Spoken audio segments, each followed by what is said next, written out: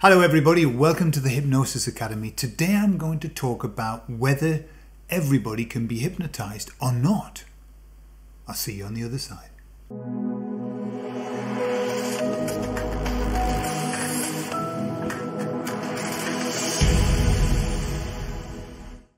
You know, one of the most common concerns that I'm given from my clients is, I don't know if hypnosis will work with me. I don't know whether I can be hypnotized. And it's a common concern. Why? Because, as I've explained before, stage hypnosis has set hypnosis at a level, at a bar, that most people don't even want to go to. Most people do not want to do what they see people doing on stage.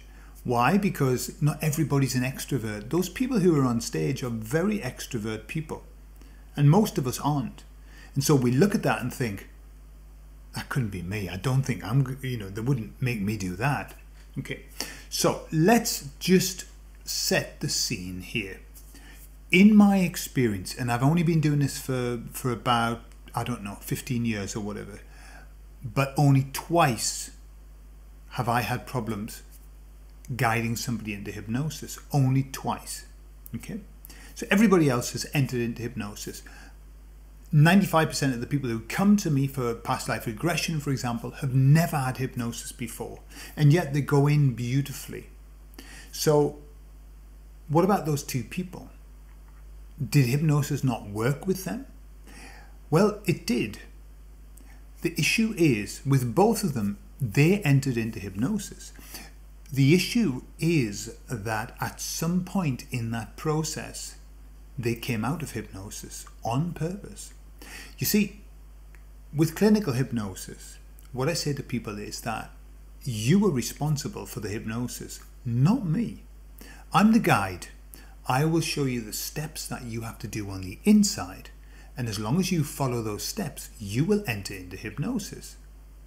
So what happens when people don't go into hypnosis is they are not following the steps. But what stops them? Is it because they just want to be difficult? No, not at all. There's only one thing that I know of that will stop you from going into hypnosis, and that is fear. If you were scared. Now let me tell you about the first person that it just didn't work with. Except it did. You see, hypnosis is a long process. It's a process of induction, a pre-talk, an induction, and then some deepeners. Yeah. So I worked with this guy who came all the way up from the south on a train to have a regression. It was very important to him. And I think that was one of the problems. And so I watched and I saw him go into beautiful hypnosis. All the signs were there. I was getting all of the flaccid face, the relaxation of the muscles, the change in breath, eye fluttering, head dropping, everything. He was in deep hypnosis. And when we got to the point where I took him through a door where he was going into another life, this is what I saw. So if you watch my face, so he was like this, very, very deep in hypnosis. And I said, and so you're going to go into a door into another life? And he went, it's not working. It's not working. Okay. Now, so I said to him, what happened when you went through that door? And he said, I don't know. I just, I kind of panicked. Okay. So it was the fear that brought him out. He brought himself out of that. He was there. It would have worked beautifully. Now, does that mean that I'm not responsible? Yes and no. The responsibility that I have is, and something I learned from that is, I need to make my pre-talk clear to help the person so that they don't have that weird reaction. Okay? Which is like this. It's fear. It's like, right, and now what is the fear? The fear is, it won't work for me. What if it doesn't work for me? What if it works too well? What if I get stuck in a past life? What if? You fill in the gap. So what I have learned to do since then is when I'm doing a pre-talk, and trust me, for those people who are working with hypnosis or will work with hypnosis, trust me that the pre-talk is the most important part. Why? Because you are telling the person how it's going to be. You are laying out hypnotic suggestions to them. You see, when the person comes to you, they are in a very heightened state. They're in an altered state, and hypnosis is an altered state of awareness. That's all it is. So when you get somebody who's in an altered state, they're nervous, they're anxious, they're they're excited. Everything that you say is going in. Their unconscious mind is like this, sitting going, tell me what I have to do. And so you have to chapter and verse how it's going to be. So in my pre-talk, for example, I tell them exactly what's going to happen, and I take all the pressure off.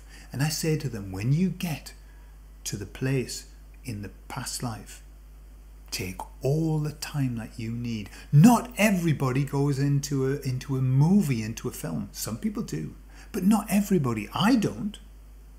And so you might get there and you'll notice nothing at the beginning, and that's perfectly normal. Take all the time. I'm going to help you, and little by little you are going to pull the pieces of that puzzle together. It'll come in knowings, in understandings, in maybe flashes of imagery or just words. It really doesn't matter. Okay? So I tell them that a number of times. And I tell them, when I get them there in hypnosis, take all the time that you need. Understand that the longer you're here, the more information is going to come. And that seems to settle people down. The other time was exactly the same. It was about somebody who had got themselves so worked up, thinking that it wasn't going to work for them, that maybe they wouldn't be good enough to go into hypnosis. Okay, it's a very common fear, but most people, once they're there, they think, hey, this is okay. Yeah, but some people take that fear with them. Rarely.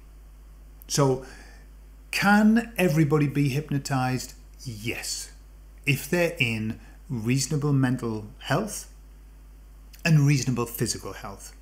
Okay? If they haven't had 25 cappuccinos before they come to the session. But even then, with a caffeine high, they go into an altered state. It's just another weird one. It's not quite the hypnosis that I'm accustomed to. I've had people say, should I smoke a joint before the hypnosis? Yeah. You don't need to. Hypnosis is an altered state. You do not need to have anything else to help you to get there.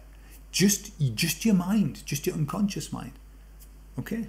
I had somebody who asked me, should I take some hallucinogenic mushrooms? You don't need to.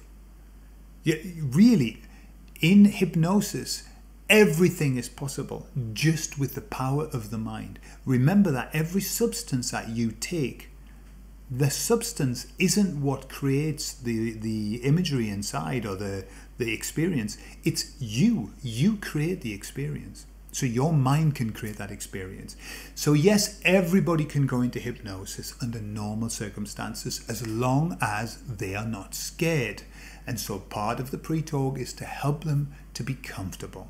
And so I ask a question and I say, what can I tell you that will put your mind at ease? And that, if you don't know, is a bind. I'm putting them into a bind because they know, their unconscious mind knows that if they tell me something that I then have to tell them, I will be putting their mind at ease. So it's kind of an interaction. What have I got to tell you that will put your mind at ease? Well, tell me about, what happens if. And as I tell them, their mind is put at ease. It's a command. It's an indirect bind that makes that happen. Yeah. So that's what you want. You want your client at ease. The easier they are, the more relaxed they are, the wilder the experience. The more uptight they are, the less wild it is. Okay, but it's still wild. Hypnosis is wild. Okay, I hope that helps, and I'll see you the next time.